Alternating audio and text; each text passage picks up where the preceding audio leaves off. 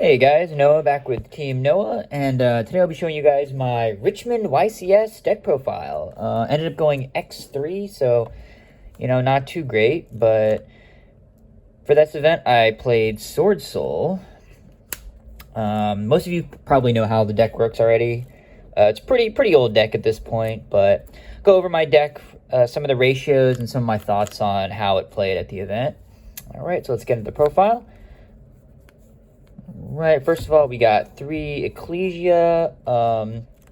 This card was at 2 for the longest time for me, but I decided to bump it up for the event because I wasn't really confident about going second. Like, if you go first and you have open 2 of this, it's really bad, but I am really bad at winning die rolls. So I decided to put in a third for this event. Never bricked on it. The whole event worked really well for me.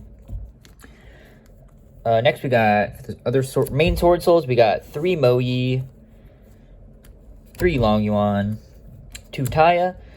Pretty standard lineup. Not really much to say about these. Moyi draws you the card, Long Yuan's the burn, and Taya is the Foolish Burial for the archetype. All performed extremely well. No problems with this ratio. I know some people maybe play 1 Taya, but you do play Desire, so you kind of don't want to banish 1 by accident. Rest of the Swordsoul package, we got 3 Emergence and 1 Blackout. Not much to say about these. Searcher and the Pop, the Icarus attack for the archetype. One of the craziest things I had at the event was I got cross-outed on my Swordsoul Blackout in a mirror match. So that was kind of insane. Other than that, the cards performed extremely well. Now we have the 10E package. So we got 3 Vishuda, 3 Ashuna, 2 Adhara, 1 Chithana, and 2 Circle. I like these ratios. I know some people go back and forth on like Adhara and Ashuna. It's really personal preference. Personally, I actually might cut one of the Vishudas. I bricked on two of this a couple of times. It did help me out boards, but having 2 in your hand without another card is just really bad. Like, you link it off and you can't really do anything with it. So probably going forward, I'm going to cut one of this and just put in like another non-engine or something along those lines. Chithana didn't come up as much as I thought it would. It came up a couple times when my opponents drafted the tokens, but like most people kind of know how the deck plays, so they'll know not to like pop some of the monsters because you might have the Chithana. Like, I drew this card, I had it in my hand quite a bunch, so it just never came up. And as for Dragon Circle, it was pretty good. I dodged a few cards, a few back row cards a couple of times, but other than that, it was just a solid performer. Not much to say about that one.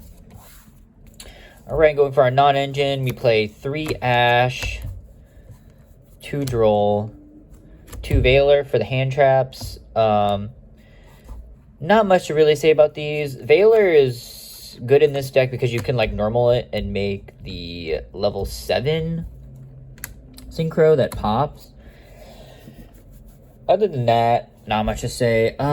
You could do 3 Droll and like cut cards to play no Veiler, but I thought Droll would be good at this event. It wasn't as good as I thought it would be at this event. I did Droll a couple of branded Chimera players, and that was pretty decent.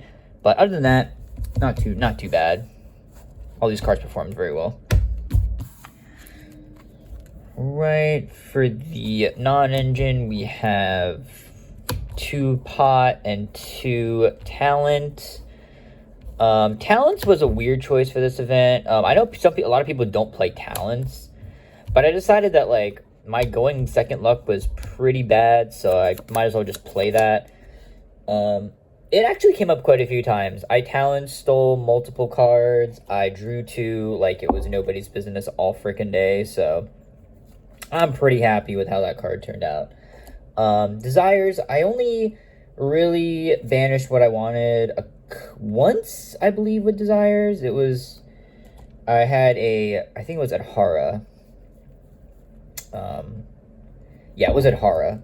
I needed to search Adhara, but I had banished it, so, well, what I mean, there's not much you can do about that. Other than that, good cards, good performance, not much to say. The last 3 in Perm, Imperm wasn't too bad. I drew Imperm a few times off Desires. So it helped me break boards, but it wasn't as... I know a lot of people are saying it's not the be-all, end-all card, and I'm inclined to agree with them. It doesn't... It needs other cards to help you trade into boards, really. But it's good to have, like, a 6 card. Drawing a 6 card for going second is pretty decent. Alright, getting the extra deck. We got our little custom tokens. Not sure, remember where I bought these from, but whoever made these did a pretty good job. Get the tokens out. Links, we got Shaman, 3 Monk. These cards, pretty good. Not much to say about that. Shaman's your Monster Reborn, and Monk's just your kind of Link 1. Going forward, you could play... I've seen some profiles where people play SP Little Knight. You can. It's just more of like a free spot. For the Swordsoul, we got 2 Grandmaster, 1 Evil, and 1 Changying. These pretty good. Made these. I didn't really go into this card. I made this maybe once to OTK someone in a game, but that's about it. Rest of them, pretty good. So we got 2 Baxia for the Yangzings, and we got the 1 Yazi. I've seen discussions where people cut this card. I think this card is really good. There were a couple times where I normal summoned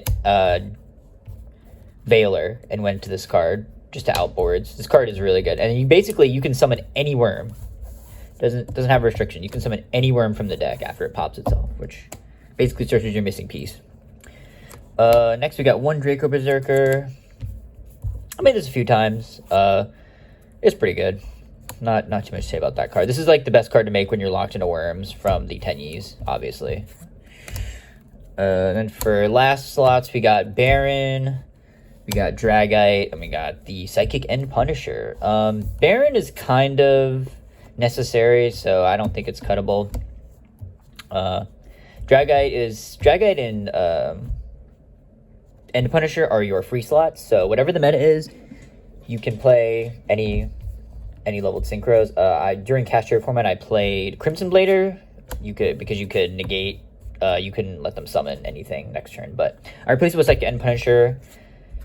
For the most part, because I was running into a lot of situations where you'd have like an Ashuna and a token on board because of disruption, and you can't really go into anything with them besides like a monk and maybe the Link 2, but what are you summoning back? There's nothing really to do, so you can make Psychic End Punisher and just kind of sit on that. In testing, I made Psychic End Punisher more times than I could count. That's it for the main. And the extra, go to the side deck for the event. I played 3 Evenly, 3 Droplets, 3 Gamma Seal, 3 Anti-Spell, and I played a Harpies, and I played Lightning Storms. Some of these cards, let's see, these cards were really good. The Anti-Spell was really good. I sided the Kaijin against a Pearly player, but I didn't see them at all, so I have no idea how that would have done. Sided Droplets in quite a bit, actually. It performed pretty well. Same for Evenly. This is much like going second. Like, if you're basically make you go second, you just side these cards in. And if you're going first, you play Anti-Spell. Not much to say there. A lot of the matchups were like...